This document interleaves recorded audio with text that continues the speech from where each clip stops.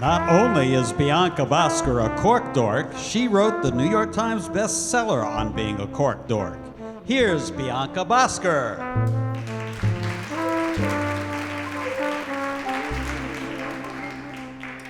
Hi, thank you all for coming. I feel like in the age of miserias trumpianas, it's a good time to think about wine, so welcome. Wish I had it for you.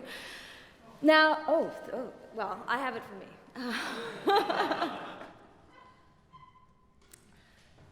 Thank you. So there are some people, perhaps like some of you here, who may spend their Saturday nights agonizing over the choice between wines from Burgundy and Bordeaux. I used to spend my Saturday nights agonizing over the choice between wines from a bottle and a box, which is to say I was in no way a wine connoisseur. And that didn't bother me until I discovered the world of Cork Dorks. And Cork Dork, as some of you might know, is the restaurant industry's nickname for the most passionate, obsessive, and knowledgeable wine lovers among them. And my initial glimpse at this world came when my husband happened to drag me out to dinner one night, and the sommelier at the restaurant mentioned that he was preparing for something called the Best Sommelier in the World competition. Now, my reaction to this was bullshit. Like, no way, no how could pouring wine possibly be high stakes? But I'm a curious person, and at this point, I had spent 5 years at the Huffington Post, the executive tech editor there, and on one particular afternoon, I was procrastinating starting an article, and I decided to look into this competitive drinking competition.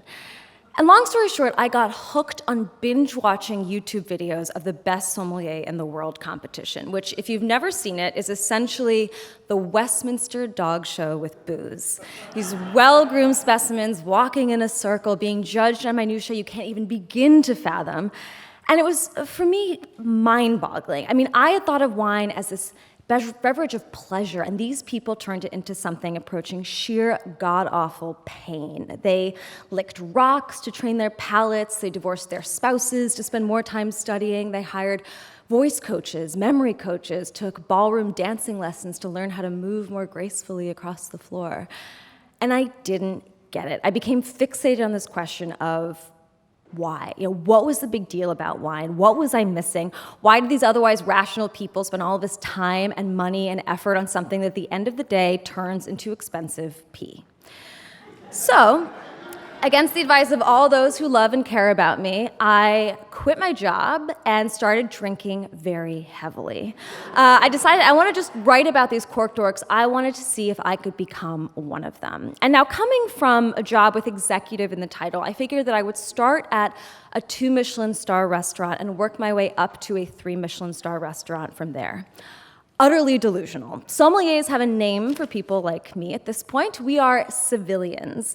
And I had to start over at the very bottom of the heap as a cellar rat.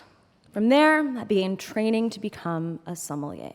And as part of that training, I did what most somms in the industry do, which is called a stage. Yes, everything has a French word in the wine world, which is also an apprenticeship. And it was this stage that finally got me onto the floor of a 2 Michelin star restaurant, Maria.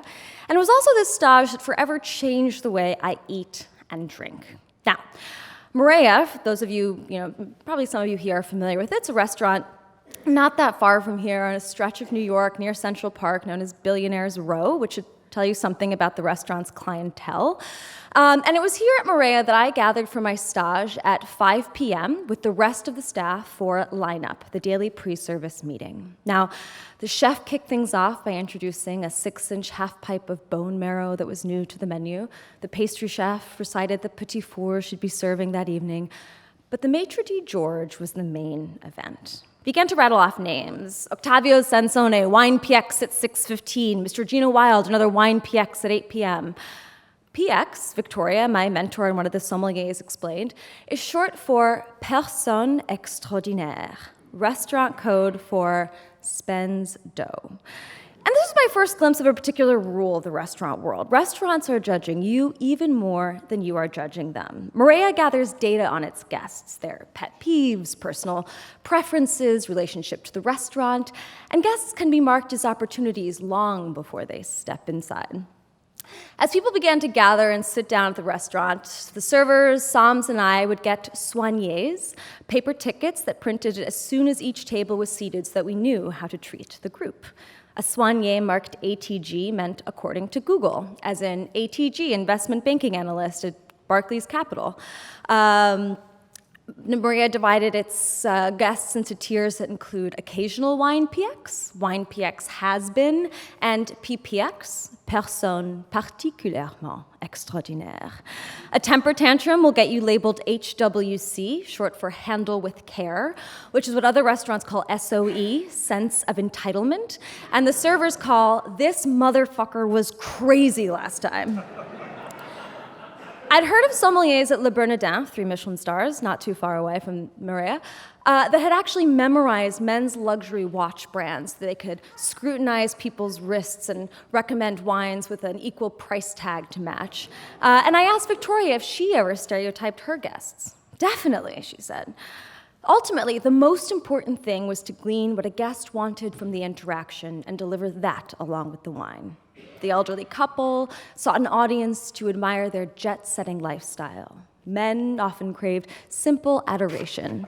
Like, it sounds terrible, but men want to be acknowledged, Victoria told me. Stroke their ego a little bit. Great choice. You have a great palate. Congratulations, you have a very big penis. It's a great bottle of wine.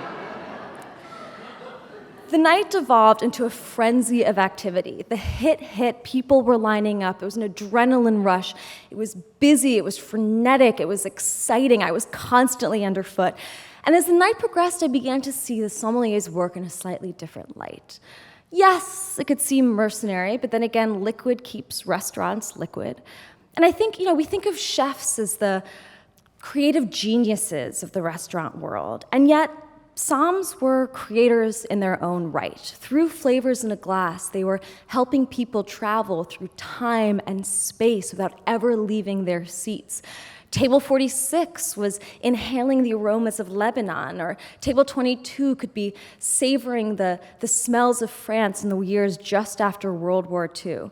And it was an early glimpse of what I ultimately found to be true, which is that wine, much more than food, can nudge us, or I said much more regularly than food, can nudge us into a place where we're wondering about the universe and our place in it.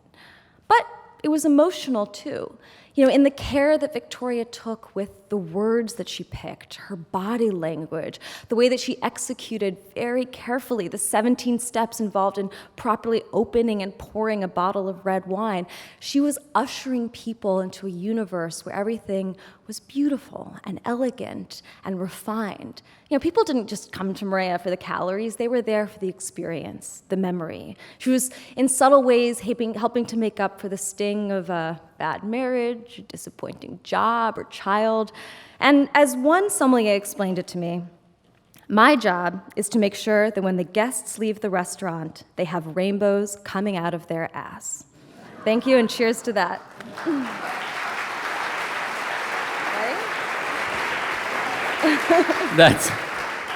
That's the greatest cue line I've ever had. Remember, when she says rainbows coming out of your ass, go back on stage.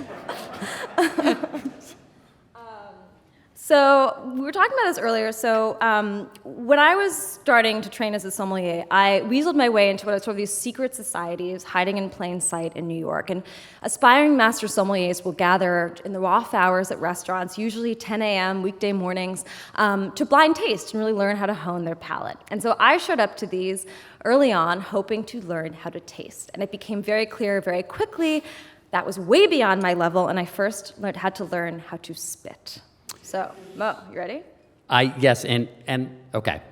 And I just want to, I should know how to spit. I just want to point out I was a judge on Iron Chef. I served in 10 battles. I served in Battle Fennel, Battle Oyster, Battle Big Eye Tuna, and Battle Chicken, which was really, all the battles after that really felt like the same. But I was the only judge on Iron Chef, I swear to you, that cleaned his or her plate. I was the only person that did. So everybody else had spit buckets. Right. So I've actually never learned how to spit. Oh, this is awesome. Do you want to show us your current technique, maybe, before we go through the proper? Yeah. Okay, great. So this is important, I will say, because, when you're blind tasting wine, so in my old job, I would, come to work, 9 a.m., sit down to the first editorial meeting, start writing, my first story at 9:30. New regime, as my cellar rat and aspiring sommelier, would be sitting down most weekday mornings to my first 6 to 12 glasses of wine around 10 a.m., desperately drunk by noon, hungover at 2, napping around 4, and this is why you gotta spit. Okay. Yeah, Okay. can't just drink.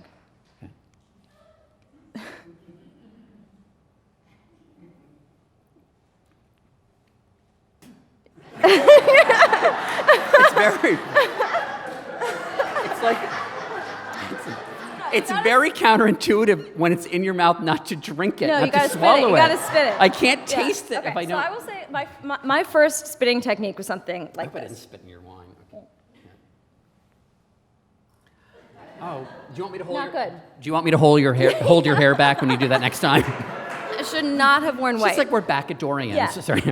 Oh, sorry, that's a terrible reference. Another bar. So the first rule is you have to spit with confidence.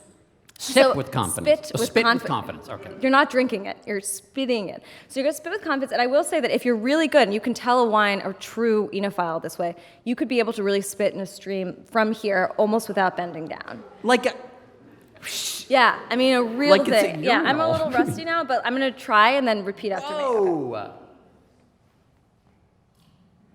You said Not bad. you said you were going to do it from back there. Yeah, yeah. All right. So Just want a straight line. You can almost, maybe you'd hear it even, like almost sometimes like a ding.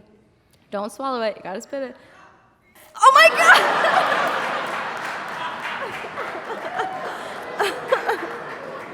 We're never gonna be allowed back here. it's a spit take. Yeah. Sorry. Okay. All right, so that's better. Yeah, that was good. Now the second thing is you want to you do it. It's the double spit. So it's all over you.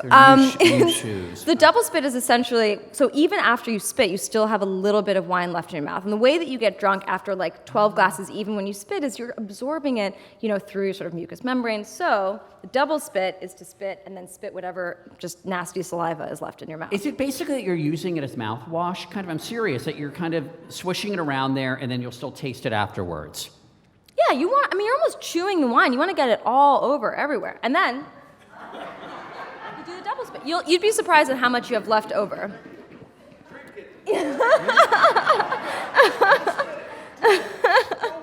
Spit it. Now the double spit again. You have more, spit again. There you go. Seriously. Okay. Now this is the third thing. Yeah. This is the backwards spit. Okay, I need more wine. Yeah, my God, you're finished. Oh, the backward. Okay. Right. So I'll try it first. So is it?